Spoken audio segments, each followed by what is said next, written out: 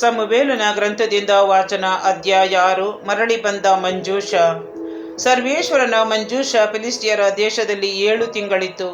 ಫಿಲಿಸ್ಟಿಯರು ಅವರ ಪೂಜಾರಿಗಳನ್ನು ಮಂತ್ರಗಾರರನ್ನು ಕರೆದು, ಸರ್ವೇಶ್ವರನ ಮಂಜೂಷವನ್ನು ಏನು ಮಾಡಬೇಕು, ಅದನ್ನು ಮರಳಿ ಅದರ ಸ್ಥಳಕ್ಕೆ ಹೇಗೆ ಕಳುಹಿಸುವುದು ನಮಗೆ ತಿಳಿಸಿ ಎಂದು ಕೇಳಿಕೊಂಡರು. ಮರುತ್ತರವಾಗಿ ಅವರು, ಇಸ್ರಾಯೇಲ್ ದೇವರ ಮಂಜೂಷವನ್ನು ಸುಮ್ಮನೆ ಕಳುಹಿಸಬಾರದು, ನಿಮ್ಮ ಪಾಪಕ್ಕಾಗಿ ಪ್ರಾಯಶ್ಚಿತ್ತ ದ್ರವ್ಯದೊಡನೆ ಕಳುಹಿಸಬೇಕು, ಆಗ ಮಾತ್ರ ನೀವು ಗುಣ ಹೊಂದುವಿರಿ. ಅಲ್ಲದೆ ಅವರ ದೇವರ ಶಿಕ್ಷಾಹಸ್ತ ನಿಮ್ಮನ್ನು ಬಾಧಿಸುವುದಕ್ಕೆ ಕಾರಣ ಗೊತ್ತಾಗುವುದೆಂದು ಹೇಳಿದರು. ಆ ಜನರು, ನಾವು ಪ್ರಾಯಶ್ಚಿತ್ತಾರ್ಥವಾಗಿ ಏನು ಕಳುಹಿಸಬೇಕು ಎಂದು ವಿಚಾರಿಸಿದರು.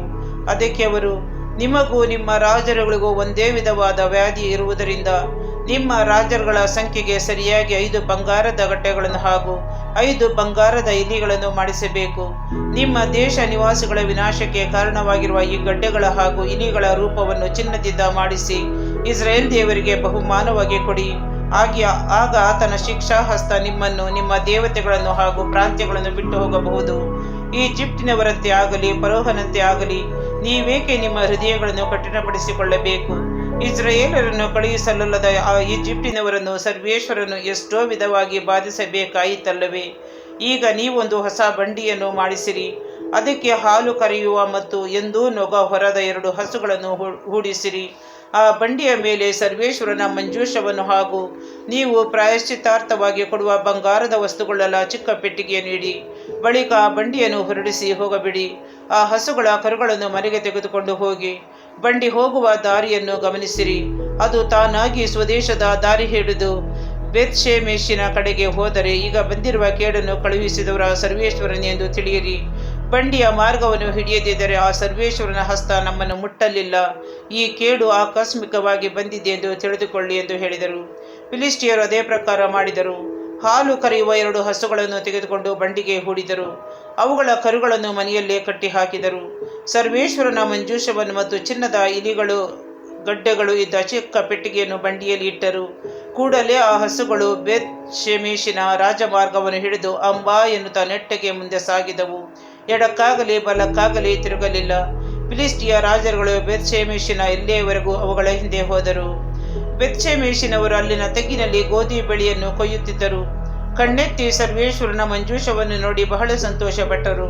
ಆ ಬಂಡಿ ಬೇತ್ಷೆಮೆಷಿನವನಾದ ಯೆಹೋಶುವನ ಹೊಲದಲ್ಲಿದ್ದ ಒಂದು ದೊಡ್ಡ ಕಲ್ಲಿನ ಬಳಿ ಬಂದು ನಿಂತಿತು. ಅವರು ಅಲ್ಲಿಗೆ ಹೋಗಿ ಬಂಡಿಯ ಕಟ್ಟಿಗೆಗಳನ್ನು ಮುರಿದು ಅಗ್ನಿ ಮಾಡಿ ಆ ಹಸುಗಳನ್ನು ಸರ್ವೇಶ್ವರನಿಗೆ ದಹನ ಬಲಿಯಾಗಿ ಅರ್ಪಿಸಿದರು. ಲೇವಿಯರು ಸರ್ವೇಶ್ವರನ ಮಂಜೂಷವನ್ನು ಹಾಗೂ ಚಿನ್ನದ ವಸ್ತುಗಳಿಂದ ಚಿಕ್ಕ ಪೆಟ್ಟಿಗೆಯನ್ನು ಇಳಿಸಿ ಆ ದೊಡ್ಡ ಕಲ್ಲಿನ ಮೇಲಿಟ್ಟರು. ಬೇತ್ಷೆಮೆಷಿನವರು ಅದೇ ದಿನ ಸರ್ವೇಶ್ವರನಿಗೆ ದಹನ ಬಲಿಗಳನ್ನು ಹಾಗೂ ಶಾಂತಿ ಸಮಾಧಾನದ ಬಲಿಗಳನ್ನು ಸಮರ್ಪಿಸಿದರು. ಇದನ್ನೆಲ್ಲ ನೋಡಿದ ಮೇಲೆ ಫಿಲಿಸ್ಟಿಯರ 5 ಮಂದಿ ರಾಜರು ಅದೇ ದಿನ ಎಕ್ರೋನಿಗೆ ಹಿಂತಿರುಗಿದರು. ಫಿಲಿಸ್ಟಿಯರು ಸರ್ವೇಶ್ವರನಿಗೆ ಪ್ರಾಯಶ್ಚಿತ್ತಾರ್ಥವಾಗಿ ಸಮರ್ಪಿಸಿದ ಚಿನ್ನದ ಗಡ್ಡೆಗಳ ಸಂಸ್ಥಾನುಸಾರವಾದ ಪಟ್ಟಿ ಇದು.